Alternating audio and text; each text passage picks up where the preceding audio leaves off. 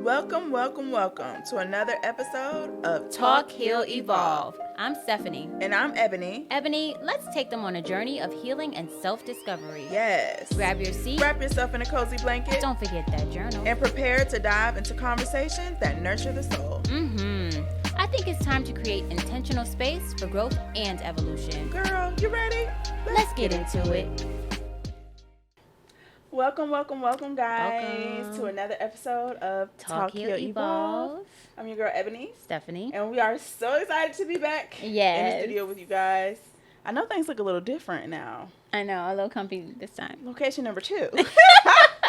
Thank God for options. Listen. Thank God for a lot of stuff. Yeah. Like, we're back. Yes. Right? That. So I know we've been on a little hiatus. Yeah. A much needed break. Yes. And now we are back with some amazing topics. So let's get into it. Let's. Yeah. So what are we talking about today? I was about to ask you that. I know, and I got to it first. I know. So today we are talking about toxic relationships. Yes. Toxic relationships. Whether it's a friendship, a relationship, or family members. Period. Or work situation. Yeah. You know? Yeah. Identifying all of those. Absolutely. Yeah. Absolutely. So let's get into it. Okay. So Ebony, when you think about toxic relationships, what are some identifiers that you can think about? Because I mean, there are things that people do all the time, right? Yeah. So it's a pattern that we have to recognize in each instance. So what's something that you recognize in toxic relationships? I think there are many ways that you can recognize a toxic relationship, but I think one that's pretty universal is, how do you feel, right? How do you feel before you meet up with that person? How do you feel while you're with that person? Or like, how do you feel after you leave that person? You know what I mean? Sure. Like if your stomach is in a knot and you just like, not today, I don't feel like dealing with them today, or I don't feel like going to this job today. This person I already know, or this place is already going to piss me off. It's like the feeling that we have before, during, and after. Girl, it's like when they call and you see their name. It's like, you're like, not doing this with you today. Right. Next. Period. That's hilarious. And not at the same time. Listen. Because it's very real. Yeah. So what about for you? What's one way that you identify a toxic relationship? So I'd have to say lack of accountability. For sure. So anytime something happens or you bring something up to them, there's an excuse or I didn't, and yes, you did. Just say my bad and let's move on. Because the quicker you can do that, the quicker we can move on. Yes. Just acknowledge, be accountable, and whether it was intentional or not. Right. Just hold yourself accountable to the way you made me feel. Right. Because I feel like if you have compassion as a person, and you really care about the person that you're dealing with, regardless of the intention behind what it is you did, if it's validate the feelings of that person and then explain this is a situation, but acknowledge and validate the how you left them feeling is a start to solutions. Because then I feel like you've dismissed what I've said, and now I'm upset. Right. Before I was just bringing it to your attention, but now I'm mad because you've dismissed me. Right. But not just being accountable for what you did. Exactly. Because now, are you gaslighting me by trying to make it seem as if like my emotions or how I feel isn't valid? Right. You know what I mean? Right. Yeah. So, and if they do it all the time, we're not talking about like a one-off. This is sure. This is like all the time. Right. This is like majority of the encounters. And you're really picking up on it. Because once it happens once or twice, after that, you kind of know this is a pattern now. Right. You feel me? Right. 2 or 3 times. I ain't even gonna say once or twice. 2 or 3 times, and really the third time is like, you know what I'm saying? We need to fix this, or what are we doing in this relationship? That part. Yeah. Right. So those are the 2 big ones, right? For sure. But what are ones that sneak up on you? Okay. I think it's more, and I'm really trying to make it like in real life. So I think that I know a person personally who, whenever I'm like sharing my life with them or things that are happening, just like, oh, this person took me on a date, or oh, I went out to dinner, or oh, I got a new client or whatever. In every way that they can. And I think unconsciously, I don't think it's something that they are very aware of. Yeah. But they make it about them. Yes. You know what I'm saying? Like, I tell you a story, now you want to tell me a story that's like you feel like it's going to one-up me, or even not even one-up me, but now you have a story to tell me that is just like mine. You know what I mean? Or like, and it just gives like, do you know how to just listen? Do you know how to just be there? It's not a tit for tat. It's not a competition. It's like, what is that about? Yeah. That grinds my gears. That grinds my gears. I think sometimes people do it because they think it shows that they're listening. But then I feel like you aren't listening to me. Right. Because you're just thinking of your story to give me as soon as I'm finished. Like, my guy, let's be happy for my thing right now. Right. You know? Right. I think one that sneaks up on you and you really have to pay attention to, and it drives me crazy, is always being a victim. Ooh, every time I see you or I speak to you, something is wrong. Yeah. Like, are you ever okay? Girl. Like, there's something that's, and that to me is so draining. Like, it is. Because do we choose to stay in that place? Right. It's like you're focusing on the negative so much, something's always going to be wrong. And if I see you often and something is always wrong, it is really draining. It is. I don't even want to talk to you, like, because I already know what it's about to be. Right. You know what I mean? And then especially if I'm the fixer of that. Yes. If I have to become, because I don't have to be. Yeah. But if I become the fixer of your issues and you're always calling me with issues. Yeah. At some point I have to let you go because now I'm enabling you to call me, to count on me, even without asking, right? Right. Because I just want to be the problem solver for so many people. You know what I mean? Yeah. You feel obligated to do so. You feel obligated. And so it's easy for people to be like, but I never asked you to do it. But you relied on me, like, inadvertently. Yeah. You know what I'm saying? Yeah. Like, you knew what you were really doing. Right. Do you just want to have a conversation? Because that's not the way to do it. Like, you could just be like, what you did this week? And let's talk about something. It doesn't have to be like, oh, feeling sorry for you. Yeah. Yeah. So, if any of y'all have said yes, or I identify with those, or I know people like that. Yeah. Why do we still engage in those relationships? If we know they're toxic, and you've identified those things before, why do we stay? That's a good question. So, like, how toxic is too toxic? Right? Because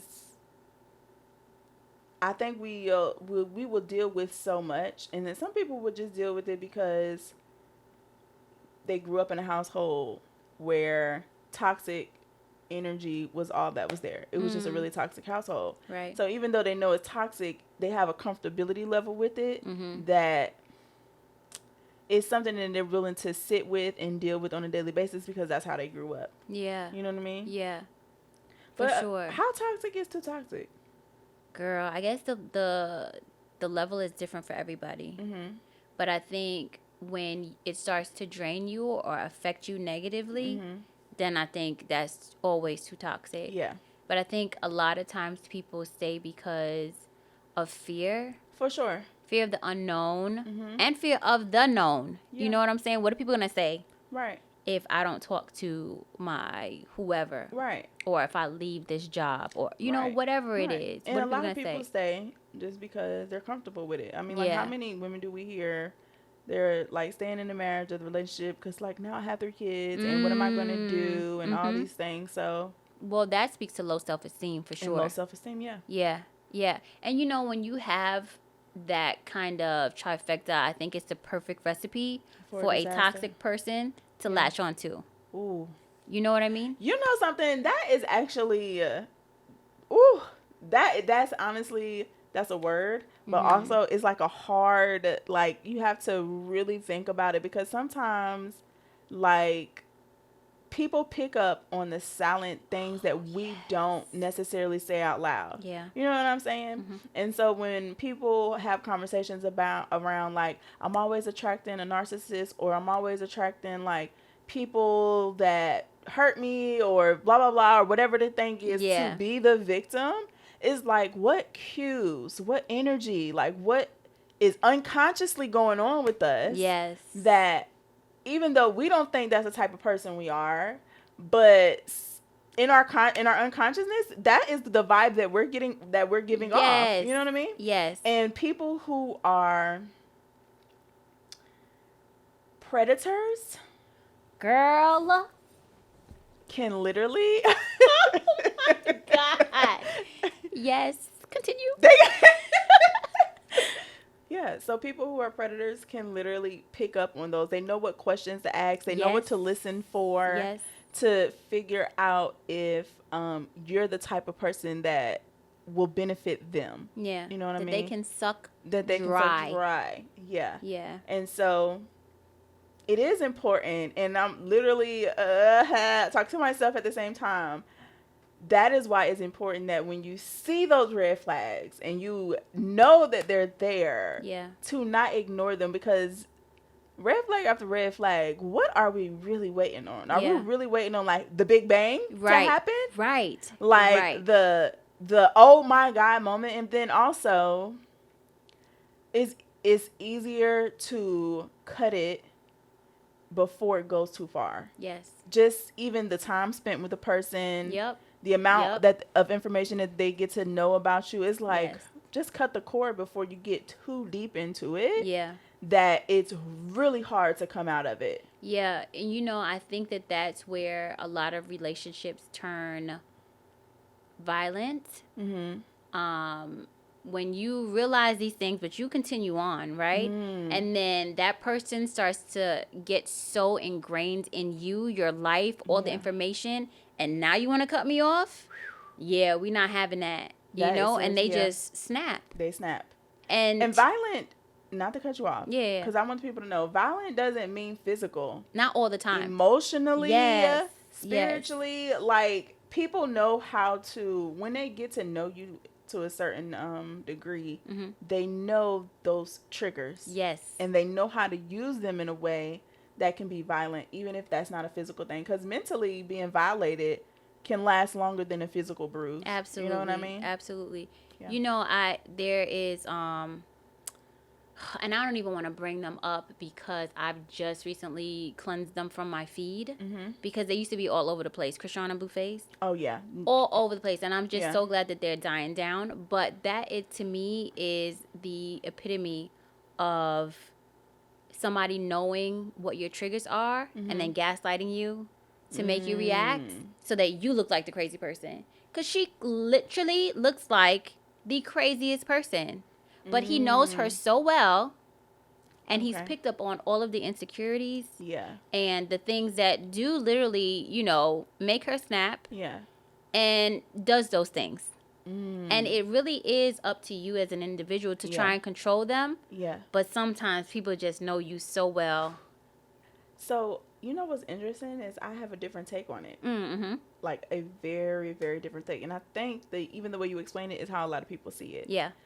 I see both of them equally as toxic. Oh, for sure. Like, even if she was to get into a relationship with what someone would consider a better human, a better person, I think that she would bring them down.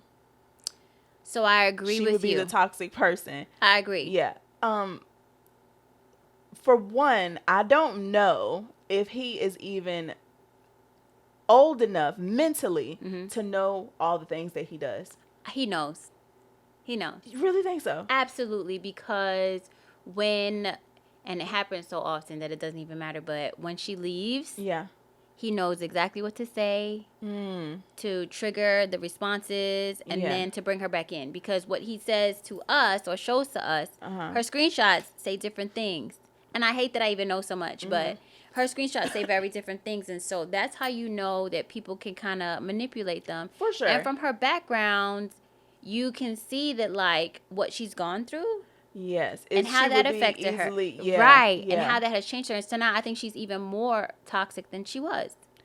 For sure. And we talked about, like, in a few episodes ago, I think, and then even off camera, how your experiences can change you and how you behave going forward. Yeah. And she's for sure a high contributor to toxic relationships at this point. But I think it was like that before she got in that relationship. I mean, just seeing them, I don't follow them much, but just seeing like how her family interacts, seeing how her sister is, hearing about some of the secrets and stuff, that family secrets and stuff like that, that have been put out on display. You have to be some type of toxic to fight someone's mother. I don't care what is going on.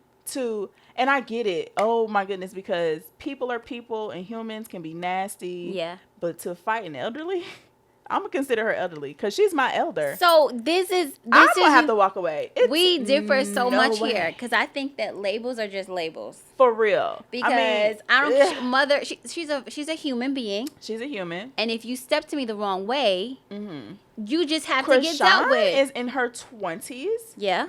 It's no way. And I mean, I get it. Listen, I grew up in Riverdale, so listen. At Point South Middle School, baby, they was fighting mamas then. Yeah. But I'm just saying, as a grown-ass Ebony, yeah, I can never see myself fighting my significant others. And what? As grown-ass Ebony, could you go and fight an 18-year-old?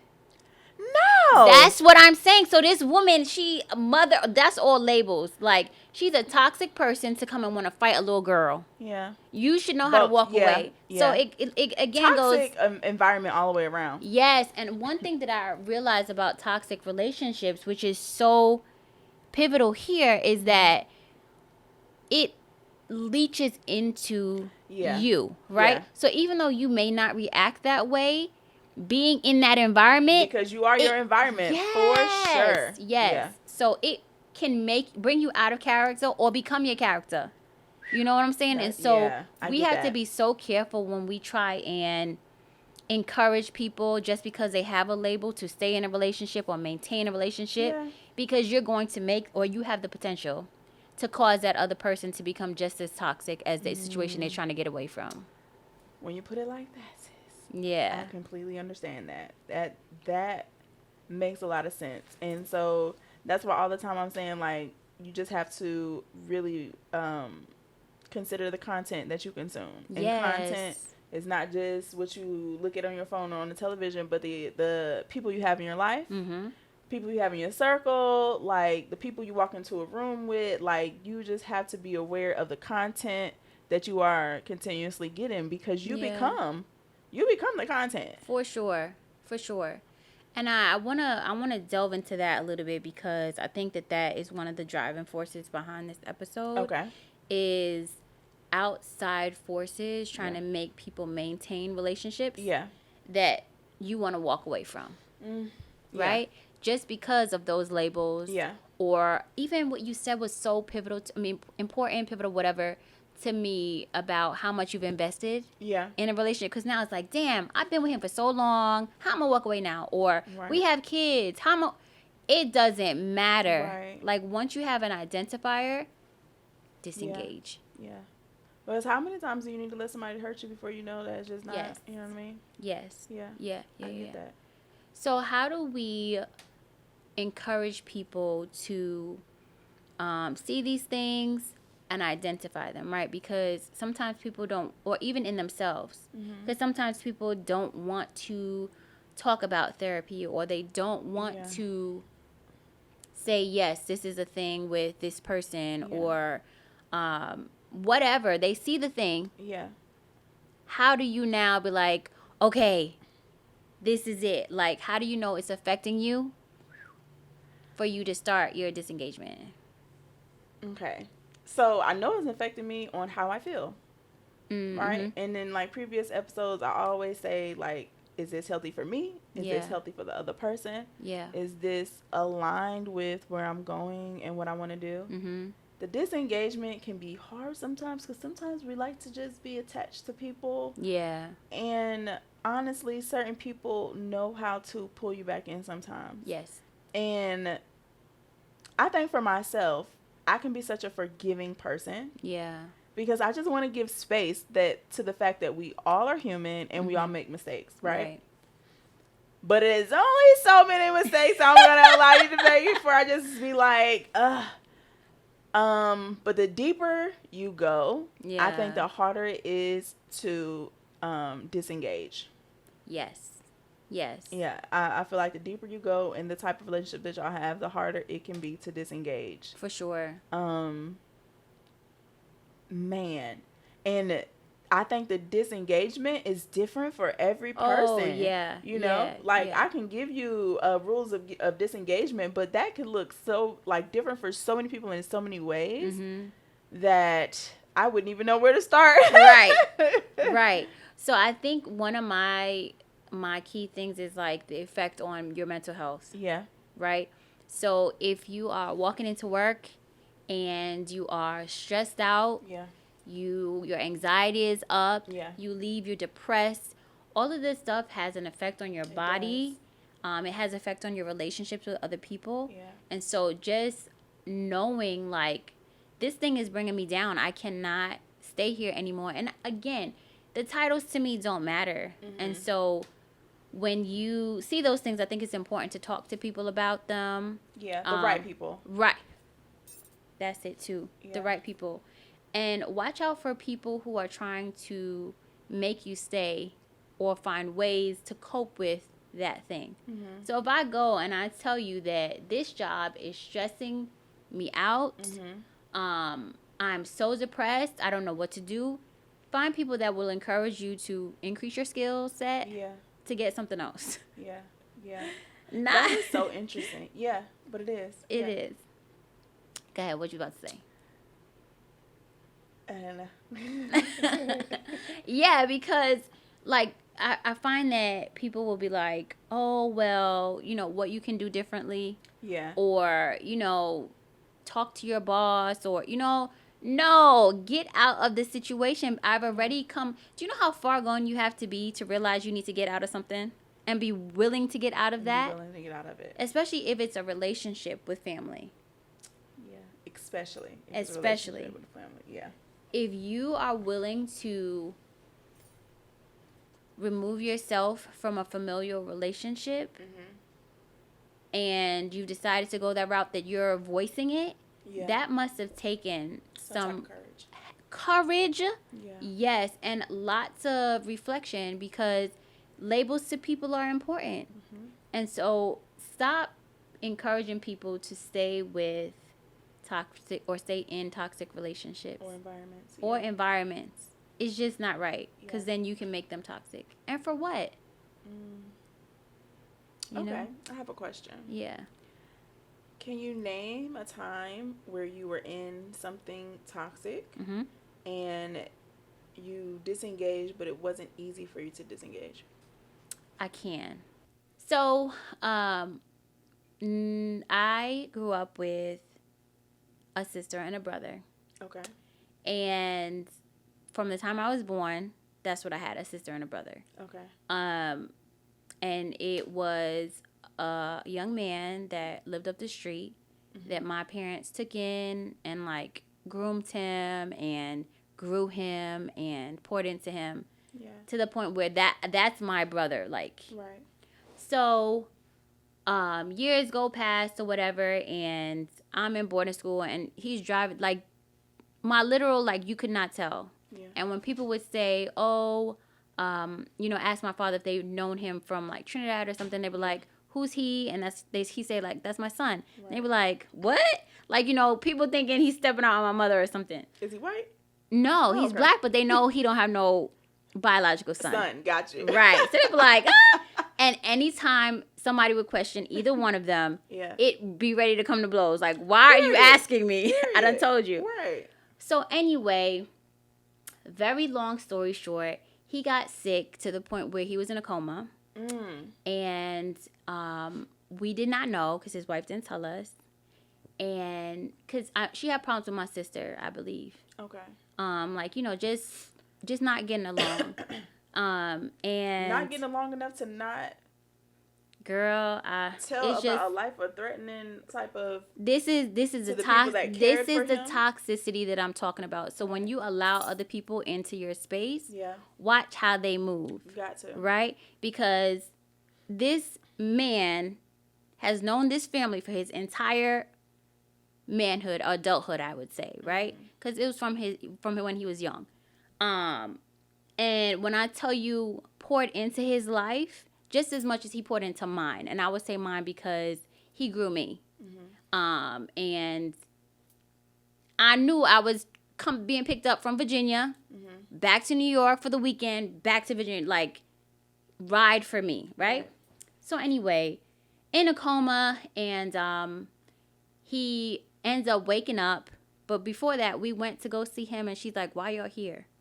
His wife? Yes. Oh, wow. Right? And so we were to be reporting because my parents were in New York. Yeah. And they're like, do we need to come back? Like, they're super worried, just as they should, because right? Because that's their child. Correct. And so they're about to drive down in the middle of the night, and they weren't not young. Drive down in the middle of the night, and she's not giving us any information. So they really don't know what to do. Right. So next day we go or whatever, and she's like, why y'all here? And we're like, what the fuck? Like, Yeah. So anyway, we leave. My parents end up getting into it with her because they do leave and they come because they don't know what's going on with their child. Yeah. And I don't know what was said, but at one point my father told her to shut up because she was talking crazy in the hotel. I mean, not in the hotel, in the hospital. And she had to be, because I met your father, and he is like, this is so weird. This is what, okay, so you feel me, right? So right. It had to be something crazy for this to happen. Right. So anyway, he wakes up, and I'm not sure what she has explained to him, but all he knows is my father told her to shut up. And so he came at them with that energy. Like, why would you talk to my wife like that? And we're like, first of all, we didn't have any idea of what was going on. So it was just that kind of thing. Right. And so. And he's just getting out of a coma, and this is what he has to wake up to. This is it. It's like. This is it. And before you can say, thank you, God, for bringing me back, and I have people that care about me. This is the energy that you want to. And so it was just so heartbreaking, like, to rip your family, like, apart. So he, so that goes on or whatever. And so I'm trying to be the middle person because there was some tension. Obviously, if there's tension with his wife, there was some tension with him and my sister. And he's still loving on me like normal.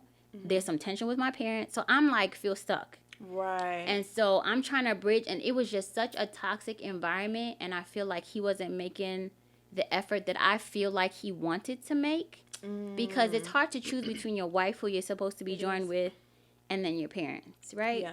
It's also hard to watch people that you love be in relationships and marriages that are not meant for them. Oh, yeah. Man, because I have seen that. It is hard, and, it's hard to watch the progression.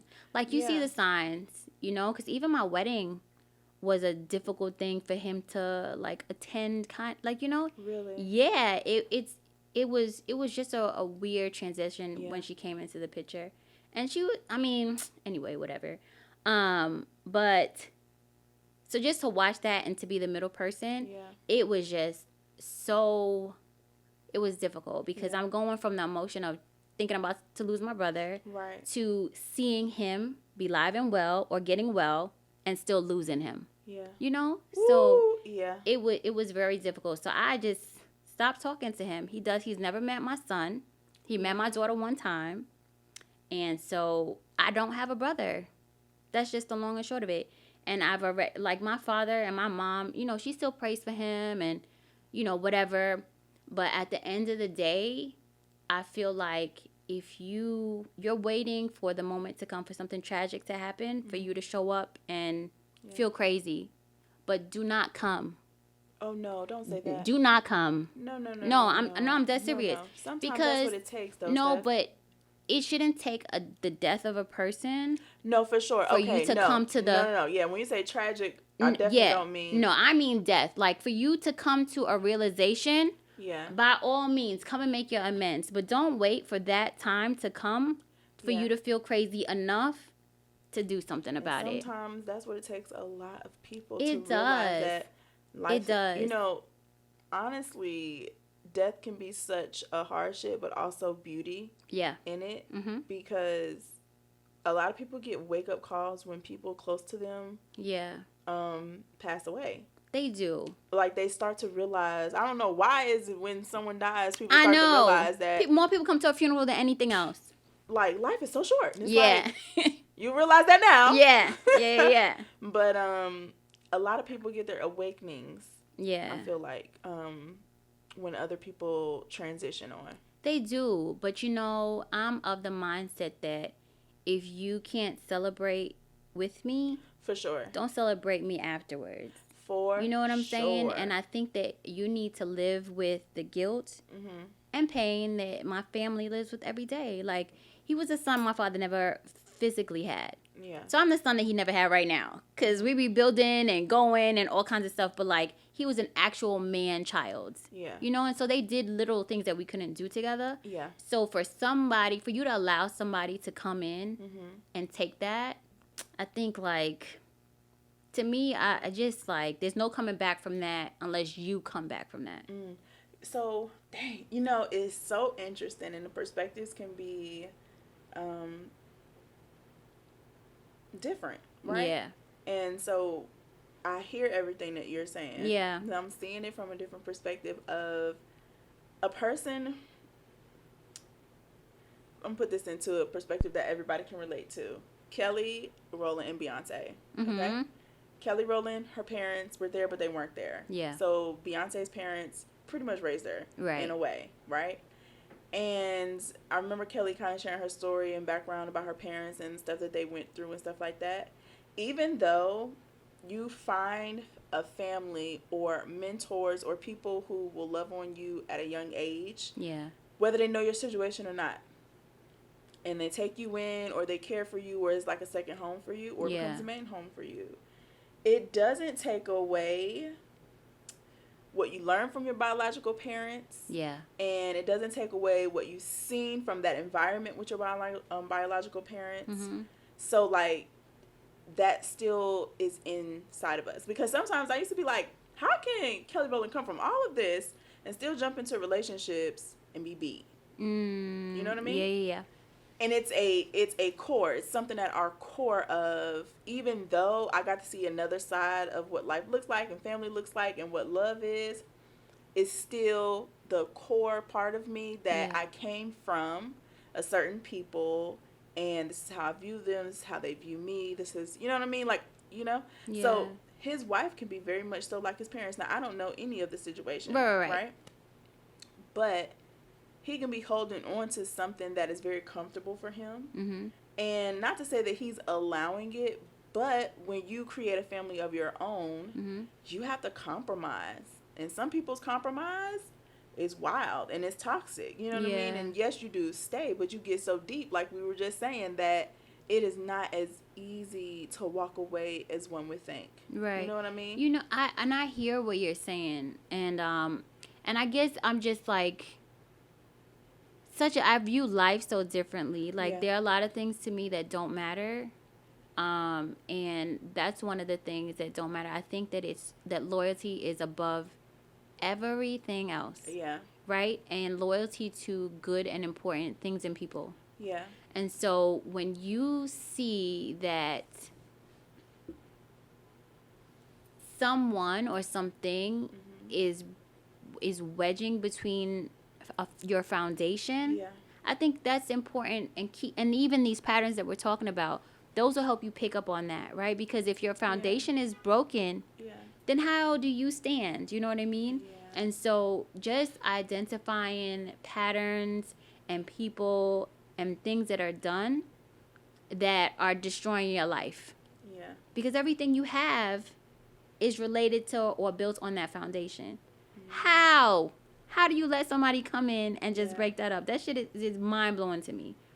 You know what I mean? And so in people who say, well, give her grace or him grace or whatever, I refuse, because I'm not going to allow you to affect my peace and my home. For sure.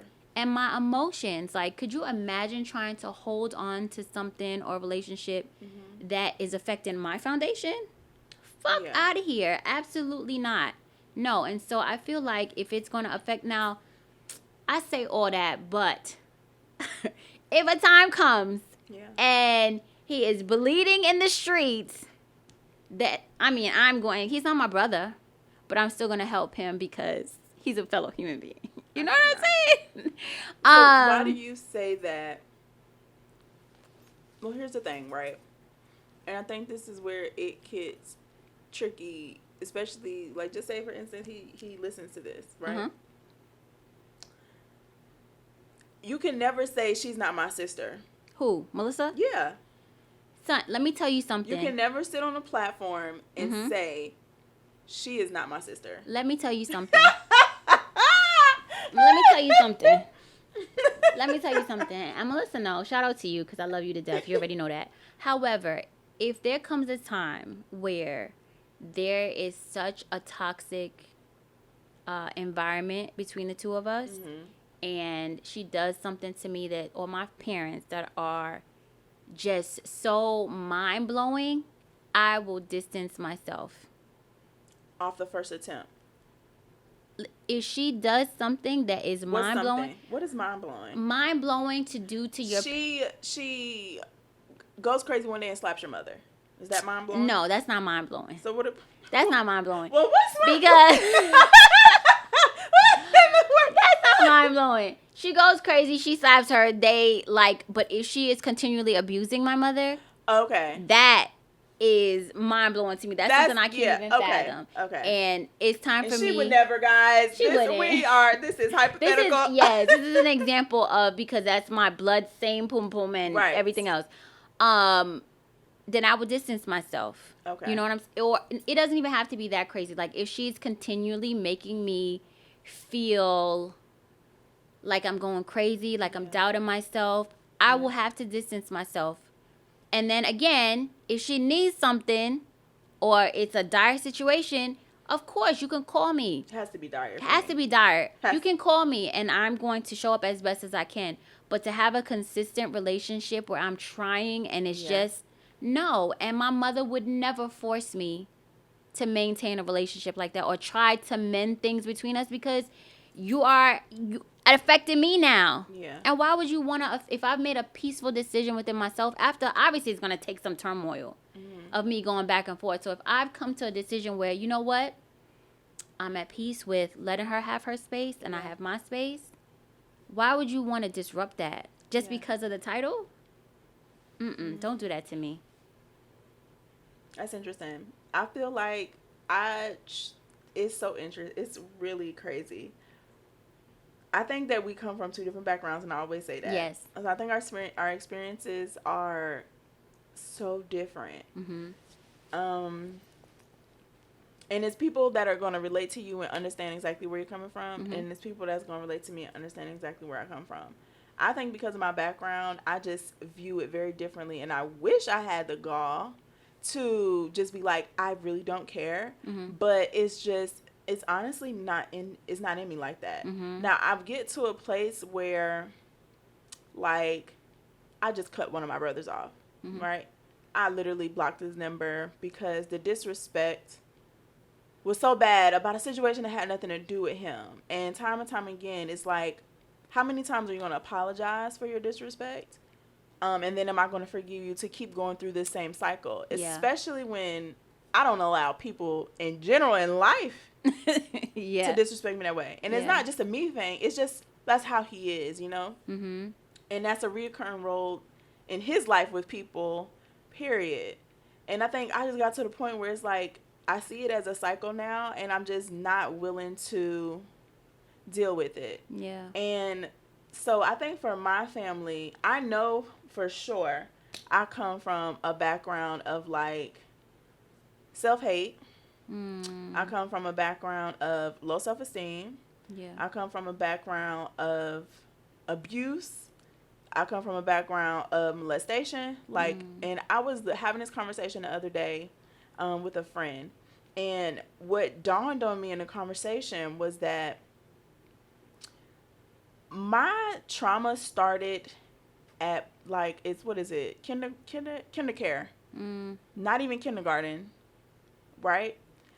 So I was just, like, in the conversation, I was coming to the realization of, I have had to be in protection mode of myself since kinder care. That's crazy. That's like 4 or 5 years old. Yes. Right? I have had since kinder care, since the first time I was ever touched by someone that was outside of my family or whatever the case was, I have not felt, and as an adult you realize these things, after therapy you realize these things. In the moment you don't realize anything. In the moment in teen years and young adulthood, you are just hateful of that person, or you're hateful of yourself because you felt like it's something that you think that you can do differently. And so even though we think we have hate for other people, we really have hate for ourselves, because what did I do to deserve this? You know what I mean? And I think this was probably the first time in my life that I realized, yo, this shit happened to me so young that my life has literally been carved out of wall after wall after wall, guns blazing, like just not really feeling protected in any way. Yeah. You know what I'm saying? Yeah. So then having to protect myself. And then it becomes, oh, you're so mean, or you're so rude, or you are stuck up, or whatever the case is. And it's like, in the moment, you don't realize, growing up, you don't realize what that is, right? Yes. When you're here, you're so bad, and why are you doing all these things? It's like, I don't know. But they blame you. They label you as the bad child, or the person, or the this, or the that. And it's like, shit, look at all that I've been through. Right. Look at all that I've been through. Anyways, going through all of that stuff and still wanting to hold on to family. Yeah. Is wild, right? Yes. And y'all know, like, I don't know who watching, but my truth is my truth, right? Yes. And so I remember when I went to do like energy healing massage. And before you do the energy healing massage or whatever, you literally talk. And I mean, it's like therapy. And he literally is just asking you questions for you to come to the answer of things, right? Okay. And I was just like answering all these questions, and then he was like just asking more and more and more. And it just came to the point where it was kind of like, why do I protect people who have never protected me? Wow. And it's deep, right? So deep. And it's like, so it's, even though like I know what that is now, it's still hard to let go of those things, because it's like you see other people and how their family dynamics are, and you just want to have a life where your family is included in things, right? So even last year, like walking away from a lot of immediate family members was important for my mental, because I felt like as much as I was growing, people weren't allowing me to be the new version of myself. Yeah. You know what I'm saying? Yeah. It was always like, you're coming at me as if I'm still this child who has done something to you. And it's like, even now as an adult, none of that shit was ever my fault. Yeah. I've never been protected in my life. 4 or 5 years old, to have to go through something so traumatic and then continue to go through it. Yeah. And it's like, God damn, who was really protecting me? Yeah. You know what I'm saying? Yeah. And even though I have relationships with my parents, the one that's still living, it still dawns on me that, like, I love you, and yeah, you have apologized about some things, but at the end of the day, in my unconscious, in like my heart of hearts, you've never really stood up for me the way I needed you to. Yeah. And it affects my relationships with people. Yeah. So I say all that to say that I think sometimes it's hard to let go, because who's going to be there? Yeah. If I say fuck all the people who have done me, you know what I'm saying, who have done me bad, or who didn't validate the stories that I had, or who questioned my truth, or all these things, like, these are blood people, then who am I left with? Yeah. And granted, we do get people in our life who become family along the way. Yeah. And I appreciate those people. But also, I always get friends that become family who have great families. Yeah. And it's so disheartening on the inside. Yeah. Because I wish that I just had something similar. It doesn't even have to be the same, but dang, we can't, as a family, as a whole, my family cannot even get in one room without a fight or an argument or something going crazy where somebody got to leave, go to a hotel, or travel back to their house or something like that. You know what I mean? Yeah. You know what is so that I was given while you were saying that is that sometimes we ask for things and then we are given them. Yeah. And we do not receive them. Very true. Which is like going to God's face and saying, what? Yeah. And he's like, girl, you know what I'm saying? Yeah. And so nobody could have survived what you went through like you did. Yeah. To come out and be who you are today, like nobody could have done that. And so now that now we don't have tissue. This wasn't supposed to be like that. It wasn't supposed to happen like this. So now that you have the story to tell, and not just the old story, but this new story to tell, and to show people like this is not it. You're out of that. Yeah. And you need to come to terms with that. And like the families that he's continued to put you in and bless you with, that's what he's giving you. Yeah.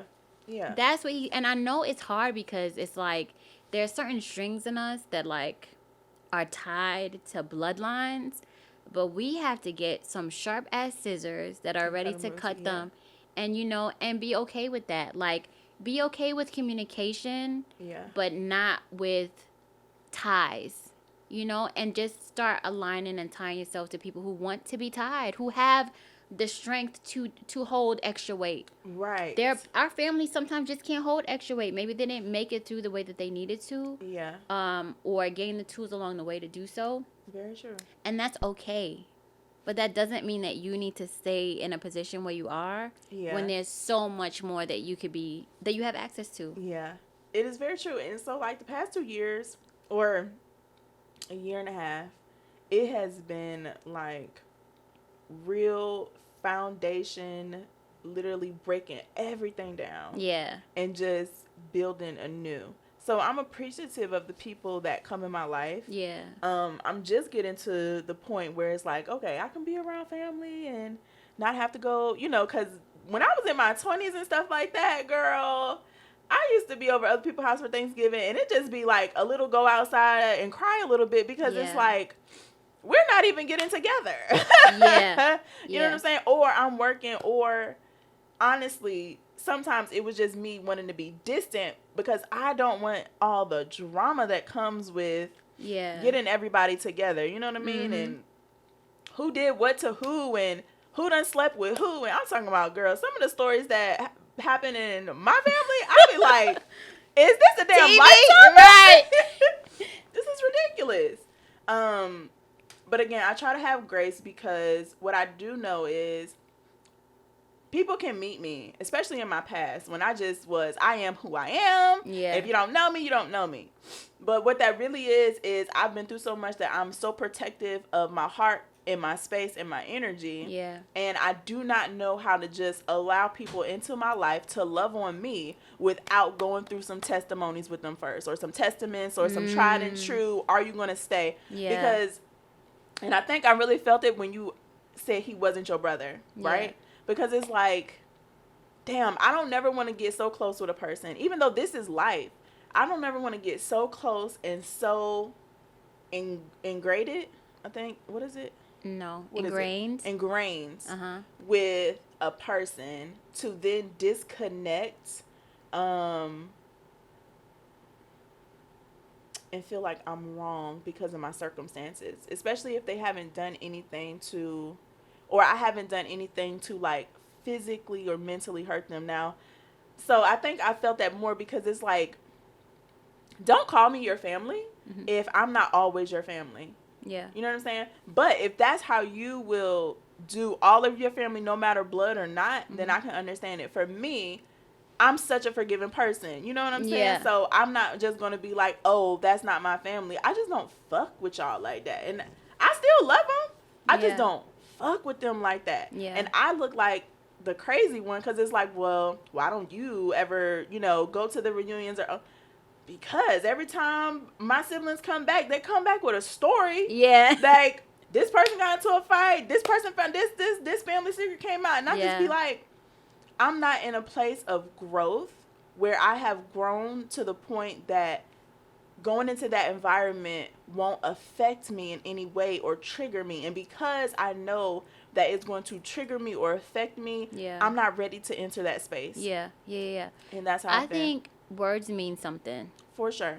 And I am so big on it. And I think that that's why when people say, I love you and things like that, sometimes I'm just like, Yes, but, because do you, yeah, are we just saying stuff just to we say are. it? We are. They do. They do. So when I tell people I love them, I really mean it because I really do. And I have a high capacity for love. Like, I be giving love out to everybody.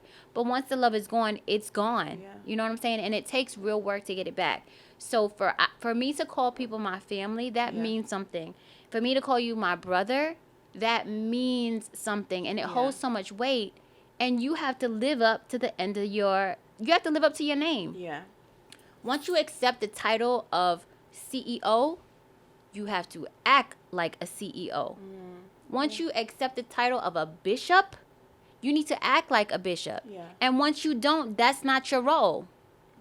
And so anybody could get it. Period. You don't want the job, then don't take it. You know what I'm saying? And so it's not like I'm just cutting people off. You cut yourself off from access to me. So do you hold him and his wife to the same regard? Or does she get more of because do you feel like you're in this position or he's in this position because of her? I feel like he's in this position because of him. Okay. However, it's because of her. Because you know he's what I'm influenced by... Right. He's heavily influenced because that's the person he chose in life. Correct. Yeah. Right? And when you choose someone, it's a little different than family, right? Because you're given that thing. And I was blessed with him. Mm-hmm. And I will always love, respect, honor the times and memories that we have. Yeah. But I don't have to right now. Because we don't have those. Yeah. You know what I'm saying? But I can tell you so many stories of great times, and I will laugh and love on those stories, but not right now. But I'm holding him accountable because that's like when you cheat on your spouse. That person don't have no commitment to me. You made the commitment. Yeah. So you should check her. Why did he tell you to shut up? How did y'all even get there? Right. Was he there to see? Why didn't he see me? Like, you know what I'm saying? Yeah. Why didn't they not know? All these things you need to be drilling and really asking because you know the caliber of people who you are around. Yeah. The first question is, how can you say you love me and I come out of a coma and this is what you're telling me? Period. Because if you love me, you are making sure that the priority is I'm good, my health. That shouldn't even have been a conversation that he was privy to whatsoever while still in the hospital. Correct. That should have been weeks and weeks when he's weeks down because how important is that to the well-being of your partner? And that is how you know that she don't care about you. For that, the most stressful conversation you want to have that when a nigga first wake up. Yeah. Like that to me is crazy. And so I think that but she cares. She cares as much about him as she does herself. And she don't. So there you go. That's that. Because you would never want to stress somebody out like that. Like, I would have held on to that for so long. You know what I'm saying? And so that just goes to show you how toxicity can run deep. Yes. Right? Because how much are you willing to lose for that relationship? Yeah. Losing the people around you and yourself. Yes. You know what I mean? Because you lose yourself. For sure. And it's so interesting because sometimes you lose yourself because you stop listening to yourself. Yes. Because in the beginning, yourself is showing you that you're literally calling them out. Right. I promise you, I'll be in certain situations, I'll be like, oh, that is giving such and such. Or, oh my God, this is giving manipulation to its finest.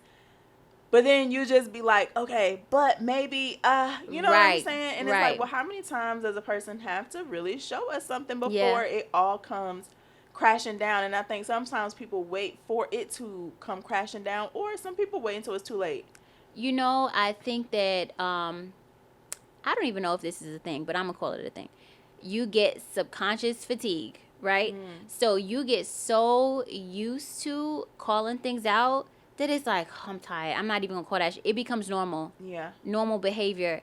And then all of a sudden, it's like, oh, my God, where the hell am I? You know, because you stop. Interesting. So my thing is, you know what, though? Like, how many people, because it's one thing to call it out to yourself. Yeah. And it's another thing to verbalize it. Yeah. In whatever ship you're in, relationship, whatever it is with whomever. Mm-hmm. So it's another thing to verbalize it. And then how Do you think the percentage of it being verbalized is higher than not? I think it's no. I think it's not. Yeah. Because you've gotten I think sometimes people feel like you got yourself into a situation.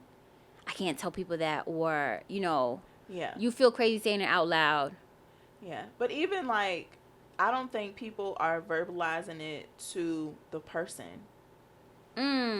Oh, that's what you mean. Yeah, no, I don't think they do, because I know that that's one of my toxic traits. Like, okay, if I see stuff I don't like it has to be, I have to feel like it's worth it to call it out. Mm-hmm. So, like, for Abdul, I call out shit all the time because I want my marriage to work and I want to work on it. Yeah. So if I don't like something, I'm going to let him know. Even if it's something that I've caused his reaction to, I'm going to let him know. And it's up to him to say, well, it's this way because, or I'm going to fix it. Right. You know what I'm saying? But for people that are, like, outside of my immediate circle, I just start to distance myself, because at my grown age, I don't have the energy to try and change you as an adult. Yeah. And and we can't.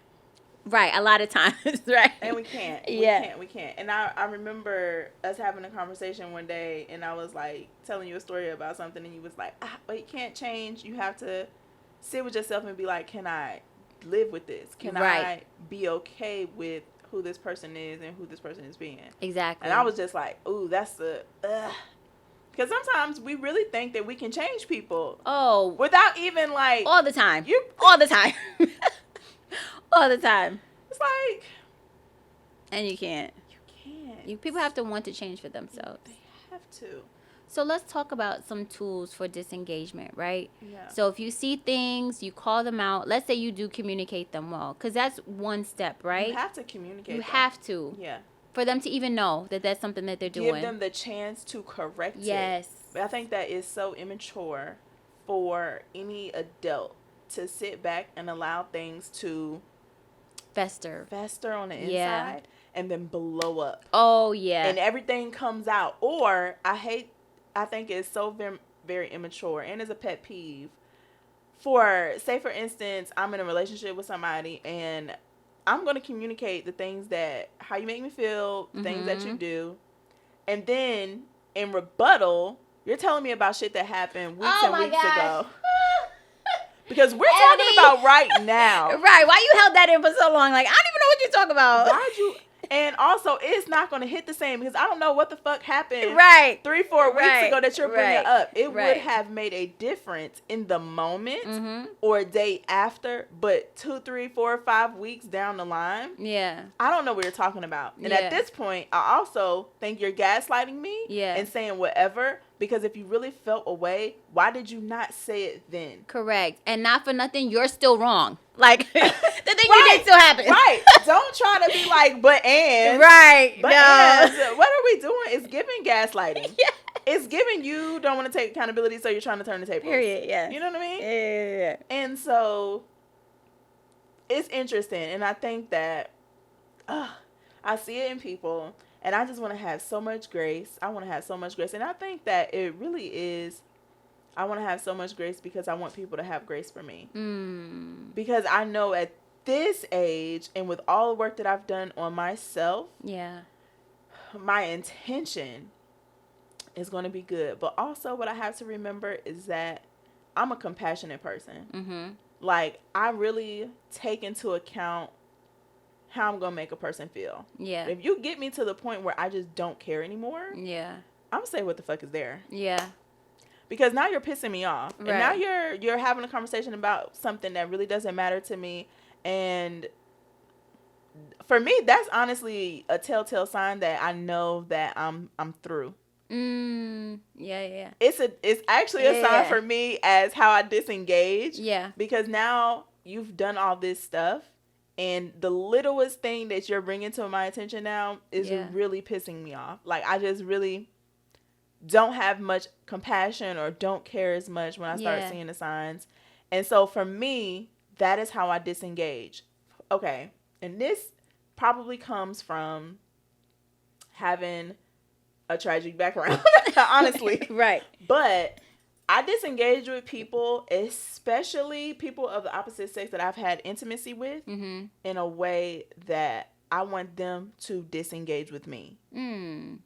Because especially if it was anything toxic. Now, in my mind, this is how it plays out. I honestly don't have real toxic relationships to the point I can call any ex right now. I've called all exes at a certain point and have apologized for my part in the story and all those things. But that's big of you. If I would never. You would never deal with that. Go ahead. I don't want to leave any karmic karma around. I don't want to have to come and see you in another lifetime and deal with this shit. So I'm just gonna clean it up right here, right now.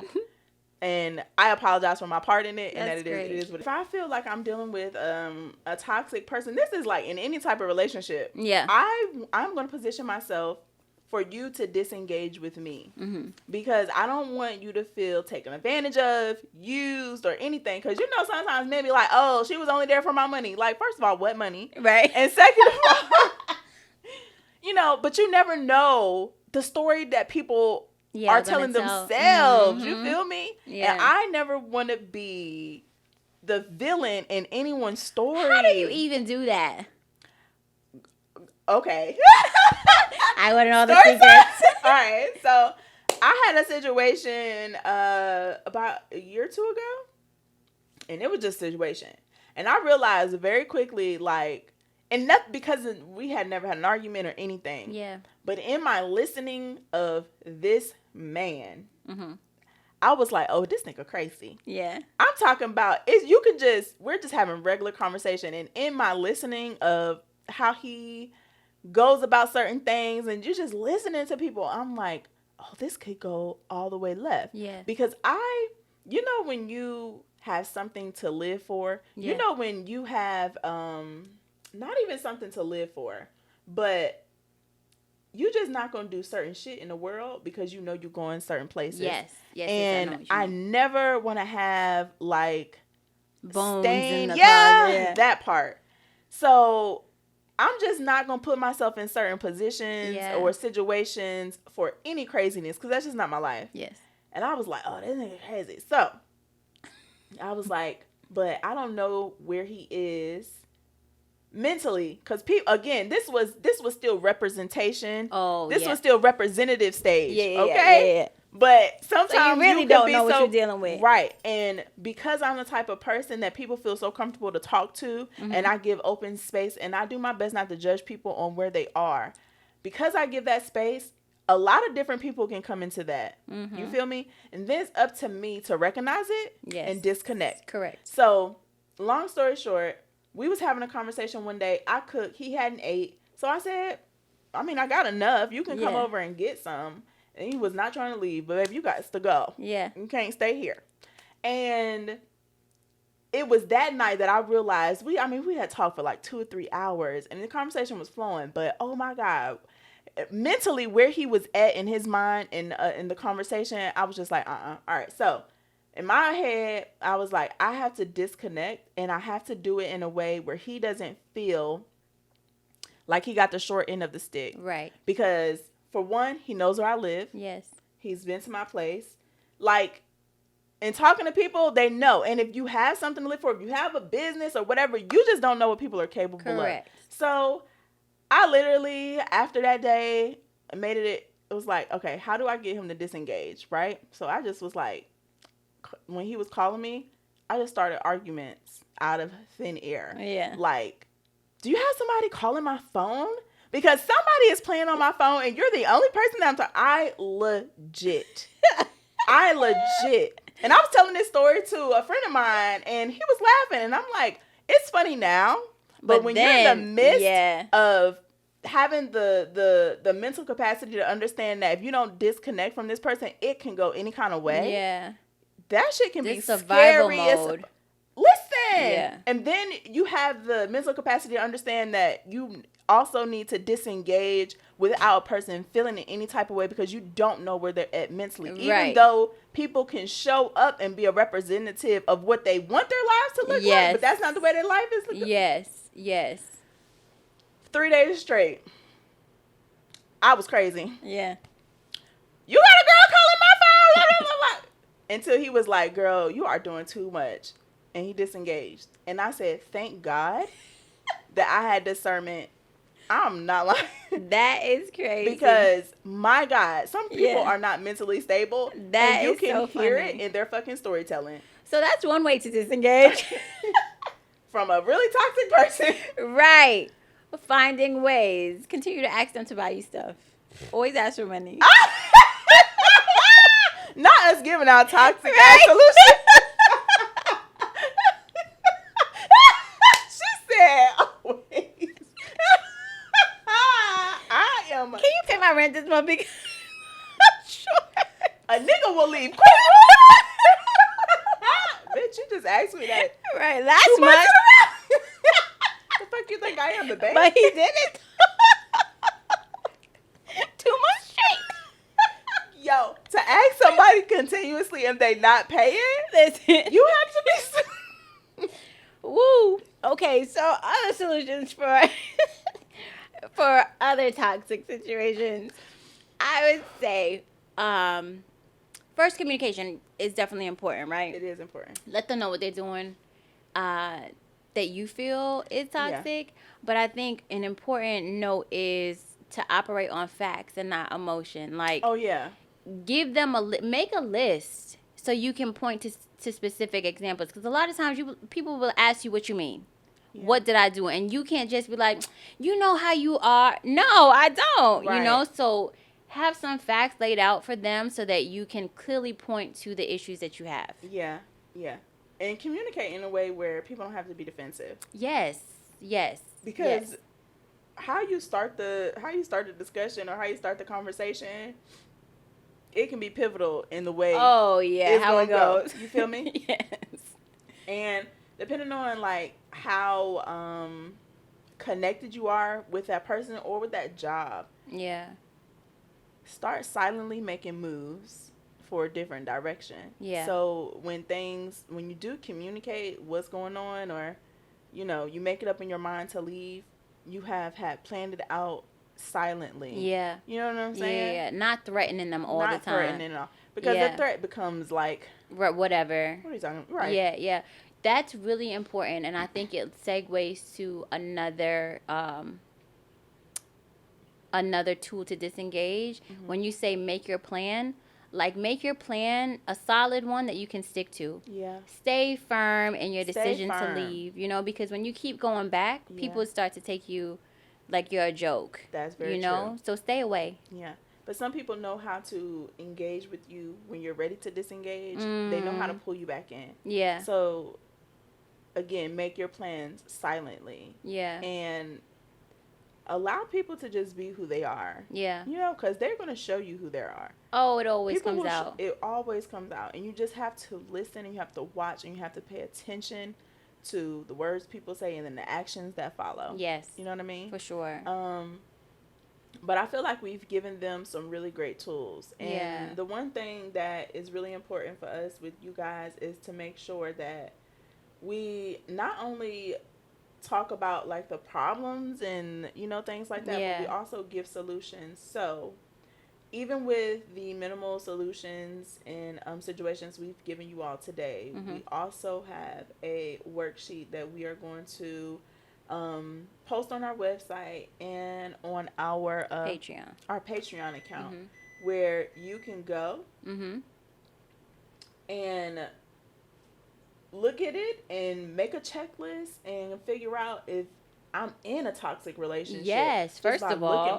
First off, am I in it? And then you can look at the other worksheet. And these worksheets are free. All you have to do is just sign up for our email list and start living your best life. Basically. Living your best life, right? Yeah. So we have a number of ways to identify toxicity. We do. And then a number of tools to help you either disengage or communicate that with your situation. Yes. And we would love to know what y'all think in the comments. Yeah. So please feel free to comment below. Yeah. And don't forget to like, subscribe, and share. Yes. Okay. For sure. And this was a great episode today. It was. Highs and lows. Yes. Yeah. It was very meat and potatoes. Yeah. And I love that. And I feel like a lot of you all are going to be able to relate to it. And if you have any topics for us that you would love to hear us discuss or bring up on the show, please comment them below. Send us an email and let us know what those topics are. And we would love to talk about them one day. Okay? We'll see you next time. Bye.